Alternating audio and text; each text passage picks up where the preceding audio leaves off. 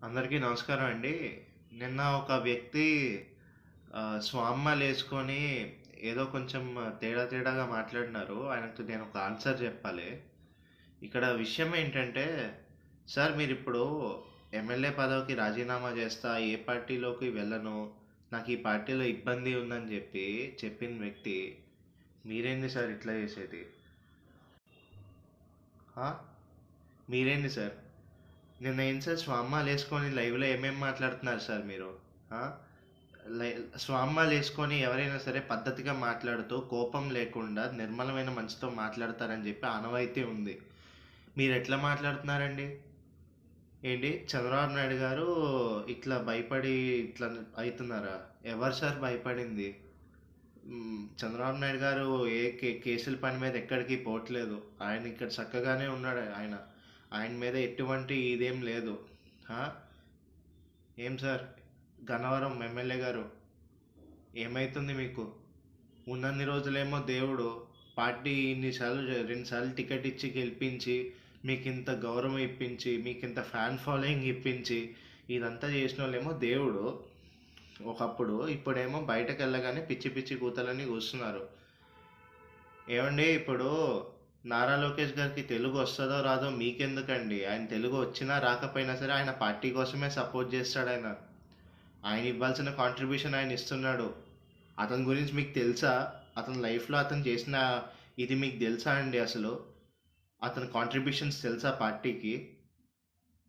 ఆయన ఇంతకు ముందు ఆయన రెజ్యూమ్ చదివారా మీరు? Is an world bank senior manager ఆయన. గవర్నమెంట్ ప్రాజెక్ట్స్ ఫర్ వరల్డ్ బ్యాంక్ని సూపర్వైజ్ చేసిన వ్యక్తి. అతని గురించి మాట్లాడడానికి మీరెవరు సార్? మీ వల్ల అసలుకే బ్యాడ్ నేమ్. మొన్న అసెంబ్లీలో ఏదో సిగరెట్లు కనిపించినాయి కదా అని చెప్పి మాకే బ్యాడ్ నేమ్ వచ్చింది. ఇలాంటి బ్యాడ్ నేమ్ క్యారీ చేసే వల్ల మాకేమవుతుంది సార్? మీరు కుదిరితే వెళ్ళిపోండి. నేను ఒక్కటి చెప్తా, మీరు ఇట్లాంటి చిల్లర చిల్లర కామెంట్స్ చేసి బాబు గారిని ఏమైనా అంటే మాత్రం ఊరుకునేది లేదు. వెళ్ళిపోయేటప్పుడు డిగ్నిఫైడ్గా వెళ్ళిపోండి. అంతేగాని పిచ్చి పిచ్చి కామెంట్స్ కానీ టీడీపీ నాయకుల మీద చేస్తే మాత్రం మంచిగా ఉండదు సార్. ఊరుకోవడానికి ఎవ్వరు కార్యకర్తలు ఎవ్వరూ సిద్ధంగా లేరు. మీరేం సార్ మాట్లాడేది? యూజ్లెస్. ఎట్లా మాట్లాడుతున్నారంటే అట్లా మాట్లాడుతున్నారు. స్వామ్మాలు వేసుకొని ఇట్లా సార్ మాట్లాడేది మీరు? ఆ? మీ కేసులు మీకు తెలియవా? మీరెందుకు పోయినారు? మీ కేసులు మీకు తెలియవా? అసలు ఎందుకు ఇంత మీ లైఫ్లో మీ రాజకీయ జీవితంలో మీరు ఇంత స్ట్రాంగ్ అయితే మీరు ఎందుకు ఇట్లా మాట్లాడుతున్నారు? ఆ? ఇదా కృతజ్ఞత మీరు చూపించేది చంద్రబాబు నాయుడు గారికి? ఆ? బయటకు వచ్చిన తర్వాత ఒకలా మాట్లాడతారా? చాలామంది పార్టీలో నుంచి వెళ్ళిపోయారు సార్, కానీ బయటకు వెళ్ళిన తర్వాత ఎవరు తప్పుగా మాట్లాడినా ఇది లేదు. మీరేం మాట్లాడుతున్నారో మీరు ఒకసారి ఆలోచించండి. సో ఇక్కడ విషయం ఏంటంటే, వల్లభనేని వంశీ గారు మీకు ఒక విషయం చెప్తా. మీరు ఒక్కటైతే పక్కా గమనించుకోవాలి. ఇట్లాంటి చిల్లర చిల్లర పనులు చేసి మీ క్రెడిబిలిటీ అనేది దెబ్బ తీసుకోవద్దు. ఉంటే ఉండండి, లేకపోతే పోండి. అంతేగాని బయటకు వచ్చి చిల్లర మాటలు మాట్లాడి నెగిటివ్ కామెంట్స్ చేసి లేనిపోనివన్నీ మాట్లాడి కూడా ఇట్లా చేస్తే ఊరుకోవడానికి ఎవరు సిద్ధంగా లేరండి. మీరేంటి సార్ మాకు చెప్పేది? మా నాయకుడి గురించి మాకు తెలుసు సార్. మా నాయకుడు ఎలక్షన్ అఫిడవిట్లో ఎన్ని కేసులు ఉన్నాయో మాకు తెలుసు. ఒకటే కేసు ఉంది, అది కూడా బాబ్లీ ప్రాజెక్ట్ మహారాష్ట్రలో దాన్ని కడుతుంటే దాన్ని వ్యతిరేకించడానికి వెళ్ళినారు. అదొక్కటే కేసు. అందరూ 18 స్టేలు 18 స్టేలు అని చెప్పి వాగుతూ ఉంటారు కదా. ఎక్కడున్నాయి? ఒక్క స్టే గురించి ఎవడైనా వివరాలు చెప్పమానండి. మీరు చెప్పండి, ఒక్క వివరం మీరు చెప్పండి, నేను ఒప్పుకుంటా. సో ఇక్కడ విషయం ఏంటంటే, ఎవరో ఒకరిని డిఫేమ్ చేయాలి అని చెప్పి మీరు ట్రై చేసినారనుకోండి, మీకున్న క్రెడిబిలిటీ ఇప్పటికే సగం పోయింది. ఎమ్మెల్యేగా ఉంటారో లేకపోతే ఏ పార్టీలో దూకుతారో మీ ఇష్టం. అంతేగాని పిచ్చి పిచ్చి కూతలు అనేవి చంద్రబాబు నాయుడు గారు కూస్తే మాత్రం ఊరుకోవడానికి నేను ఒక్కనే కాదు, అక్కడ చాలామంది ఆల్రెడీ మీ మీద కాలిపోయి ఉన్నారు. అండ్ ఇంకోటి, మీ ఇంకొక వాస్తవం చెప్పాలి. మీరు అక్కడ గన్నవరంలో అనేది మీరు గెలిచినారు మీకేదో బలం వల్ల కాదు. అక్కడ చాలామంది తెలుగుదేశం పార్టీకి వెన్నుముక్కలా నిలిచారు, నాయకులు నిలిచారు కాబట్టి గెలిచారు. ఈరోజు మీ స్వార్థ రాజకీయాల కోసం మీరేమో వెళ్ళిపోతా అంటే వాళ్ళు ఎవరు మీకు నిలిచారు అంటే ఏంటంటే, టీడీపీ 2024లో పోటీ చేస్తుంది, గెలవదు. 2029లో పార్టీ ఉండదా? ఆ? ఏంటి? ఈ పార్టీ గురించి మీకు ఏం తెలుసు? మాకు 23 సీట్లు రానియండి, 151 సీట్లు రానియండి, 175 సీట్లు రానియండి, మేము ఎప్పుడు కూడా ప్రజలతోనే ఉంటాం. మాకు సీట్లతో పని లేదండి. మా కమిట్మెంట్ ప్రజలతో ఉంటుంది. అది పార్టీ మీరు మారుతూ పార్టీ గురించి నెగిటివ్ కామెంట్స్ చేసి కన్నా పార్టీ అండి మారినప్పుడు సరిగ్గా మారండి కావాలంటే, అంతేగాని పిచ్చి పిచ్చి కామెంట్స్ చేయకండి. పార్టీ అనేది కన్న తల్లి లాంటిది. మీకు రాజకీయ భిక్ష పెట్టిన పార్టీ ఇది. రాజకీయ భిక్ష పెట్టిన పార్టీ మీద ఇటువంటి కామెంట్స్ చేస్తే మీకు మర్యాద దక్కదు. ఎందుకంటే కన్న తల్లిని ఎవరు తిట్టుకోరు. మీరు అలా తిడుతున్నారంటే ఇంకా మీకు అసలు ఏమనాలో నాకైతే అర్థం కావట్లేదు. ఇట్లాంటి వాళ్ళక మేము సపోర్ట్ చేసిందని చెప్పి అప్పుడప్పుడు అనిపిస్తూ ఉంటుంది. This is what we supported you for, right? మిమ్మల్ని గెలిపించింది అందుక. కామెడీ కాకపోతే సార్, స్వామ్మాలు వేసుకొని ఏదో పెద్ద నిర్మలమైన మనసు ఉంది కదా అని చెప్పి మీరేదో చక్కగా మాట్లాడతారనుకుంటే, మీరు నిన్న లైవ్లో మాట్లాడిన మాటలు మామూలు మాటలా అండి? ఆయన్ని పట్టుకొని అట్లా మాట్లాడతారండి రాజేంద్ర ప్రసాద్ గారిని? మీరు ఏమనుకుంటున్నారు సార్? మీరు తప్పండి ఇది. మీ పద్ధతి మార్చుకోవాలి మీరు. వ్యక్తిగత విమర్శలకి పోయి తప్పుడు కూతలు కూస్తే మాత్రం అస్సలు అది మీ దీనికి మంచిది కాదు. అది మీరు గుర్తుపెట్టుకోవాలా. చంద్రబాబు నాయుడు గారిని ఏమైనా ఒక మాట అనాలంటే ఐడియాలజికల్గా విమర్శించండి, తప్పు లేదు. పార్టీ పరంగా విమర్శించండి, సిద్ధాంతపరంగా విమర్శించండి. కానీ వ్యక్తిగతంగా విమర్శిస్తే మాత్రం ఊరుకోవడానికి మీరెవరు ఫస్ట్ ఆఫ్ ఆల్ వ్యక్తిగతంగా విమర్శించడానికి? తెలుసా మీకు ఆ వ్యక్తి ఏంటో?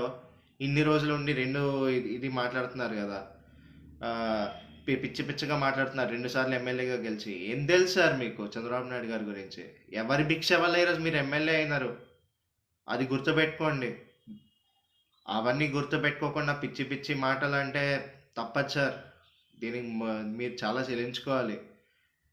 ఎవరెవరు చూద్దాం. 2024లో ఎవరు పోటీ చేసి ఎవరు గెలుస్తారో చూద్దాము. 2029లో ఎవరు పార్టీ ఉండదో నేను చూస్తాను. ఎవరు ఏ కాన్స్టిట్యున్సీలో కనీసం డిపాజిట్లు రాకుండా ఓడిపోతారు నేను చూస్తా. మాట్లాడదాం అప్పుడు.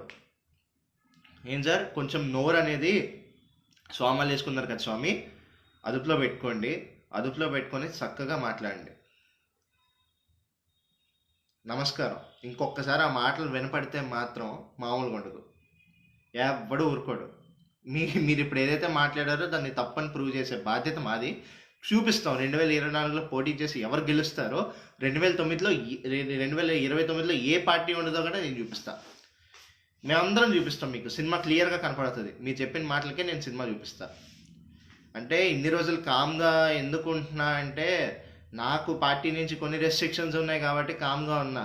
అంతేగాని నా పార్టీని వచ్చి ఎవరెవరో ఏకి పారేస్తా ఉంటే మాత్రం కుదరదు. అండ్ ఇంకోటి, ఏదో స్పీచ్ల్లో చిన్నపిల్లలతో మాట్లాడిస్తున్నారు. ఏమని, ఇంటర్ చదవలేని పవన్ కళ్యాణ్ అని చెప్పి తెలుగు రాని నారలో. ఏంటండి చిన్నపిల్లలతో మాట్లాడించే భాష ఇదేనా అండి మీరు?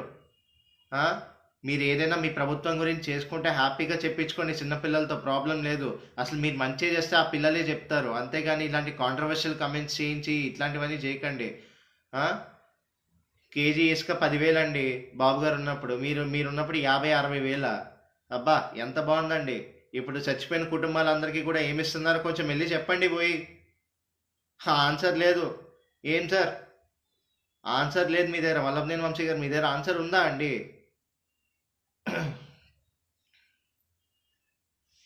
అది నేను చెప్పేది ఏంటంటే, మీ దగ్గర ఆన్సర్ లేదు.